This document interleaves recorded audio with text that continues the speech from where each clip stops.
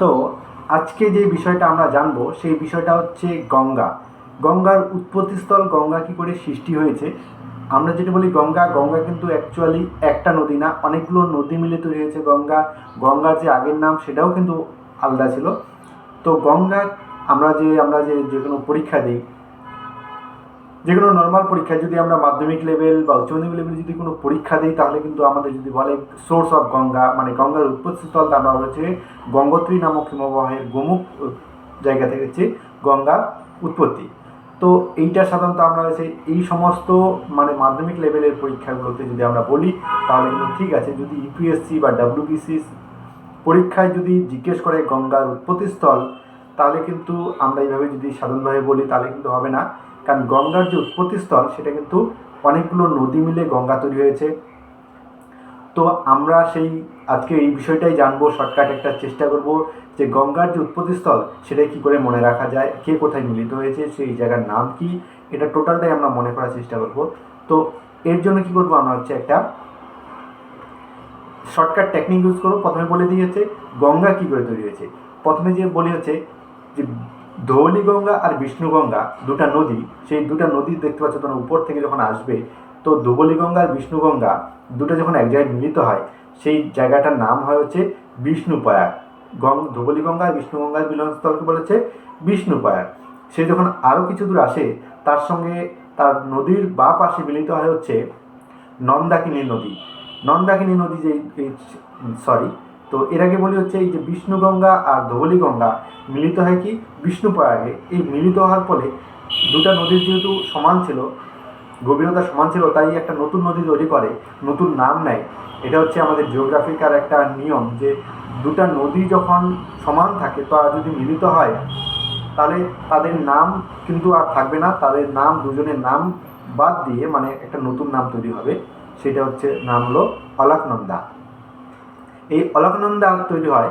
তো অলকনন্দার বাঁ দিকে যখন সে নিচে নামতে থাকে, তো অলকনন্দার বাঁ দিকে এসে মিলিত হয় হচ্ছে নন্দাকিনী নদী। এই নন্দাকিনী অলকনন্দার সঙ্গে যে জায়গায় মিলিত হয় তাকে বলে হচ্ছে নন্দপ্রয়াগ। যে দুটা নদীর যে সঙ্গমস্থল তাকে বলা হচ্ছে প্রয়াগ। তো এইটাকে বলা হচ্ছে নন্দপ্রয়াগ। এরপরে যখন আরও কিছু দূর নামে তার সঙ্গে এসে যুক্ত হয় হচ্ছে পাশেই আসে যুক্ত হয় পিণ্ডার নদী। পিণ্ডার যে জায়গাটার সঙ্গে যুক্ত হয় তাকে বলা হচ্ছে কর্ণপ্রয়াগ।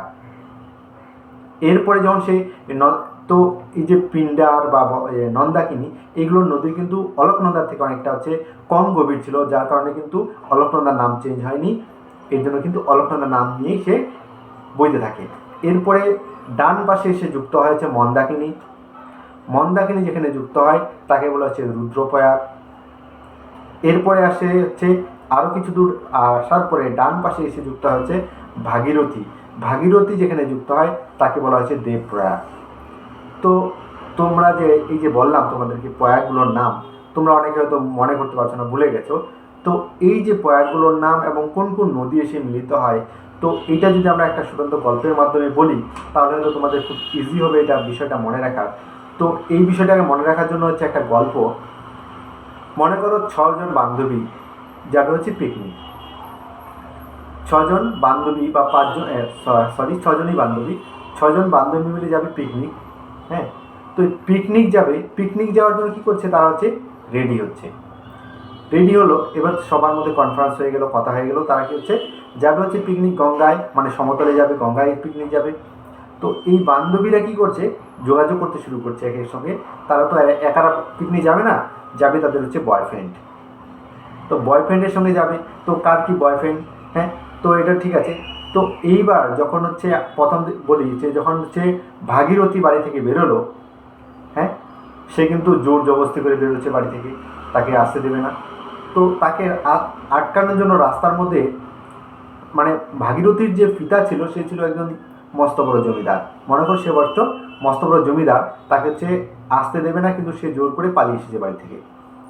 তো এই যখন পালিয়ে এসেছে সেই জমিদার বা সেই রাজার কী ছিল, তো এই যে নদীগুলো, এই নদীগুলোর যে মিলনস্থল বা সঙ্গমস্থল, এগুলো যে নাম, এগুলো মনে রাখার জন্য একটা হচ্ছে শর্টকাট টেকনিক, যেটা আমরা হচ্ছে গল্পের মাধ্যমে বুঝবো বা গল্পের মাধ্যমে মনে রাখবো। তো কী করে মনে রাখবো, তো সর্বপ্রথমে যে ভাগীরথী, ভাগীরথী যেখান থেকে বেরিয়ে এসছে তো ভাগীরথী, মনে করো ভাগীরথী একজন বান্ধবী, তো 6 বান্ধবী। তো ভাগীরথীর বাবা হচ্ছে একজন রাজা। তো রাজার মেয়ে সে কিন্তু বাড়ি থেকে জোর করে বিয়েছে অনুমতি ছাড়া।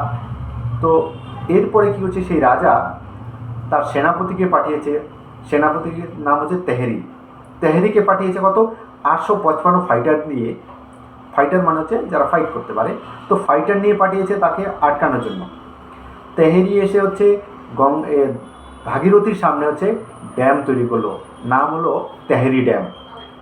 কতজন দিয়ে, 855 ফাইটার নিয়ে। তার মানে হচ্ছে কি, এশিয়ার মধ্যে সবচেয়ে উঁচু ড্যাম যদি বলা হয় তাহলে হচ্ছে তেহেরি ড্যাম, যার উচ্চতা কত, 855 ফিট। তো এটা আমরা মনে রাখলাম কি করে, রাজা যখন ভাগীরথী বাড়ি থেকে বেরিয়ে আসে তখন হচ্ছে রাজা তার সেনাপতিকে পাঠায় হচ্ছে কি ভাগীরথীকে আটকানোর জন্য, নাম ছিল তেহেরি। সে ভাগীরথী আটকানোর জন্য তার সামনে একটা ড্যাম তৈরি করলো, বাঁধ তৈরি করলো। সেই বাঁধের নাম হয়ে গেল তেহেরি ড্যাম। যেহেতু 855 ফাইটার নিয়ে এসেছিলো, তার উচ্চতা কত হচ্ছে 855 ফিট, মানে 855 ফিট মানে হচ্ছে 260 মিটার। তো সে যখন দেখছে যে লোকজন চলে আসছে, তার বয়ফ্রেন্ড কোথায়, অলকনন্দার এখানে হচ্ছে কি ওয়েট করছিল, মানে নদীর এখানে ওয়েট করছিল। তখন কি ভাগীরথী কি বলল, ভাগ দেবা ভাগ, মানে সে দেবাকে সাবধান করছে যে দেবা তুই পালা, ভেগে যা। তো পাশে ছিল মন্দাকিনী, সে মন্দাকিনী শুনে নিয়েছে দেবাকে বলছে ভাগ। তো মন্দাকিনী বলছে কোন দিক দিয়ে, মন্দাকিনী বলছে কোন দিক দিয়ে, হ্যাঁ। তো তখন ভাগীরথী বলছে রোড দিয়ে। তো ভাগীরথী বলছে ভাগ দেবা ভাগ, মানে ভাগীরথী দেবাকে বলছে, মানে ভাগীরথী কোথায় আসবে, দেবার কাছে। মানে হচ্ছে যেই ভাগীরথী যেখানে আসবে হচ্ছে দেবা, মানে হচ্ছে দেবপ্রয়াগ। তো মন্দাকিনী যখন শুনে নিল যে ভাগ দেবা ভাগ বলছে, তখন মন্দাকিনী জিজ্ঞেস করছে কোন দিক দিয়ে। তো মন্দাকিনীকে বলছে যে রোড দিয়ে। তাই মন্দাকিনী যেখান দিয়ে ভাগবে, মানে যেখানে আসবে, সেটার নাম হচ্ছে রুদ্রপ্রয়াগ। রোড মানে হচ্ছে রুদ্রপ্রয়াগ। এরপরে ভাগীরথী আবার জিজ্ঞেস করছে যে বিষ্ণু কোথায়, বলে বিষ্ণু যে ছিল, যে বিষ্ণু কোথায়। তখন অলকনন্দা কি বলছে, অলকনন্দা বলছে যে ধবলীগঙ্গা বিষ্ণুকে নিয়ে আসছে।